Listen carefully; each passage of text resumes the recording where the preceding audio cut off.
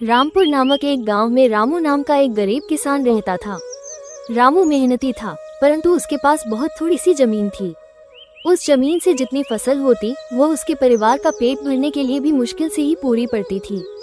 उसकी गरीबी और मेहनत को देखकर गांव के लोग कहते, रामू, इतनी मेहनत का क्या फायदा? तुम्हारा भाग्य ही खराब है जो तुम इतना परिश्रम करने के बावजूद भी गरीब हो।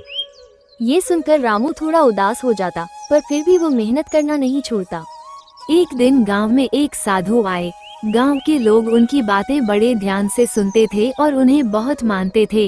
रामू भी उनके पास गया और अपनी गरीबी और मेहनत की कहानी सुनाई। साधु ने उसे ध्यान से सुना और फिर कहा, तुम्हारी मेहनत जरूर रंग लाएगी बेटा, बस धैर्य रखो और अपनी मेहनत को बढ़ाते रहो। कभी कभी हमारी मेहनत के फल का समय आना थोड़ा देर से होता है, परंतु मेहनत का फल निश्चित रूप से मिलता है। रामू को साधु की बात से थोड़ी हिम्मत मिली और वो और भी मेहनत से खेती में जुट गया। दिन रात मेहनत करता, खेतों में घंटों समय बिताता। समय बीतता गया, लेकिन रामू की स्थिति में कोई खास बदलाव नहीं आया। फिर भी रामू ने अपने परिश्रम को कभी कम नहीं होने दिया।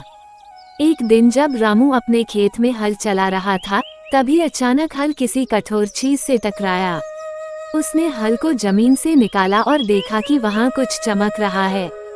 उसने मिट्टी को हटाया तो एक पुरानी धातु की हांडी निकली। उसने हांडी को खोला तो उसकी आंखें चमक उठी। हांडी में सोने की मोहरें भरी हुई थीं। रामू को अपने भाग्य पर यकीन नहीं हो रहा था। उसने साधु बाबा की बात को याद किया कि मेहनत का फल अवश्य मिलता है। रामू ने उन सोने की मोहरों से थोड़ी जमीन और खरीदी और बेहतर बीज और साधन जुटाए। अब उसकी फसल बहुत अच्छी होने लगी और कुछ ही सालों में वह एक समृद्ध किसान बन गया। उसकी मेहनत और भाग्य ने मिलकर उसका जीवन बदल दिया। इस घटना के बाद गांव के लोग भी उसकी तारीफ करने लगे और कहने लगे, देखो, मेहनत का फल मिलता ही है, बस धैर्य रखना जरूरी है। रामू ने अपनी मेहनत और धैर्य से सिद्ध कर दिया कि सच्ची लगन और परिश्रम से किस्मत भी हमारे साथ चलने लगती है।